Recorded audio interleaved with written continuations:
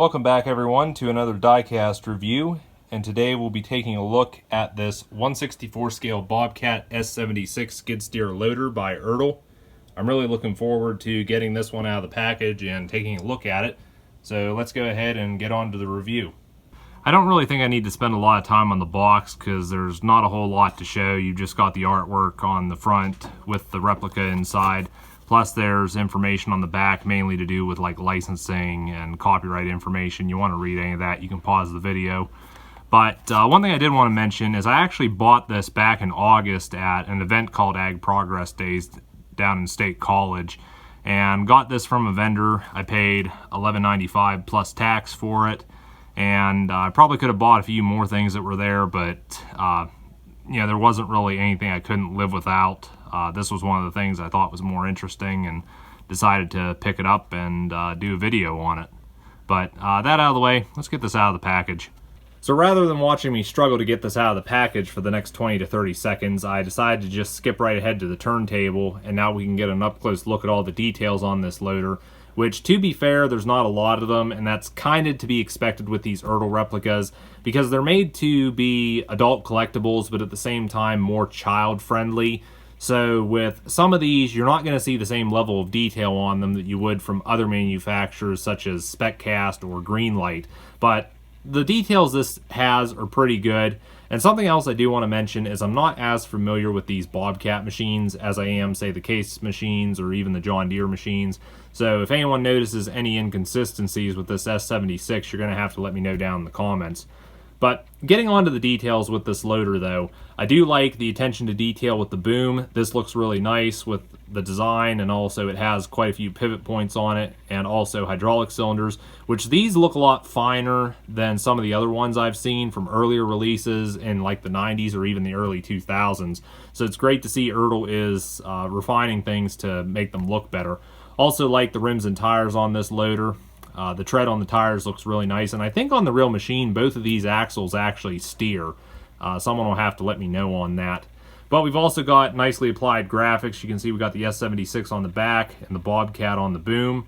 We've also got just below the operator's seat, there's a Bobcat logo there, and it's probably hard to see, but inside the cab there's a seat and levers and such as well. So the interior is slightly detailed. On the back, you can also see we got a Bobcat logo here, and also what look to be taillights around the grill. And I do like the, what do you call it, the ROP or the roll cage or whatever.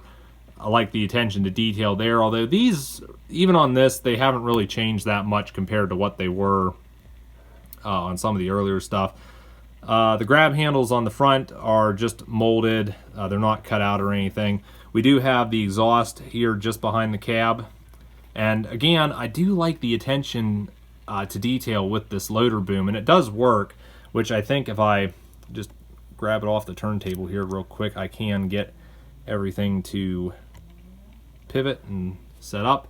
And you can see there, you know, everything works. The boom raises and lowers, the bucket tilts, and you know, overall, I don't think this looks bad. I just noticed this one tire is kind of off the rim a little bit. I don't know if that was like that before.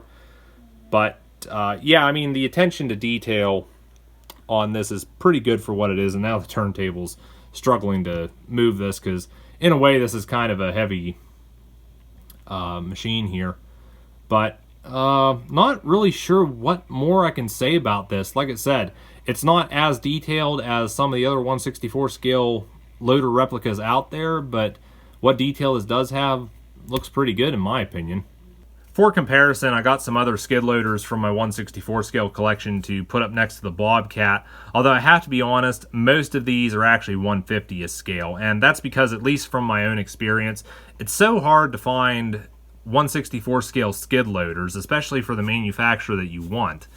But I've got several of these Case 1845Cs in my collection, ones with the bucket.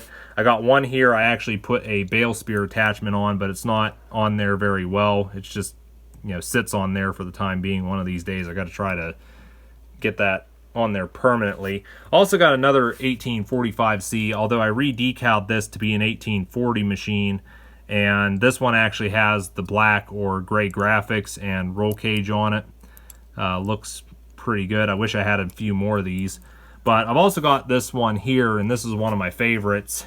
It's a Case 420, and this is actually by a company called Conrad. It's made in Germany, still 1/50th scale. But the level of detail on this is really impressive. Rubber tires, detailed rims.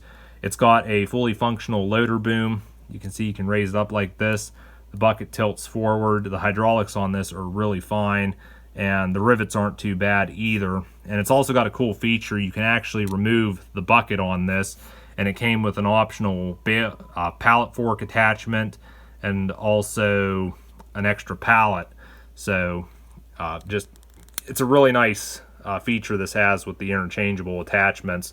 And it's also really cool if you pull the boom up, the driver's seat actually tilts forward, and you can actually tilt the cab forward as well to allow access to the engine behind there.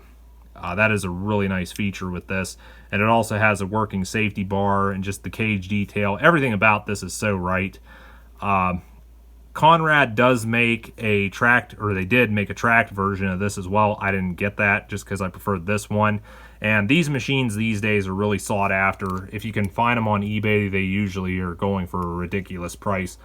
Also got this New Holland LX 665 Turbo, and this was one of ERTL's earlier releases, and you can just see how bad this is with the rivets all over the place, the chunky hydraulics. It leaves a lot to be desired, but again, you have to remember the time this comes from, and I think it might have been 90s when this came out, but I could be wrong.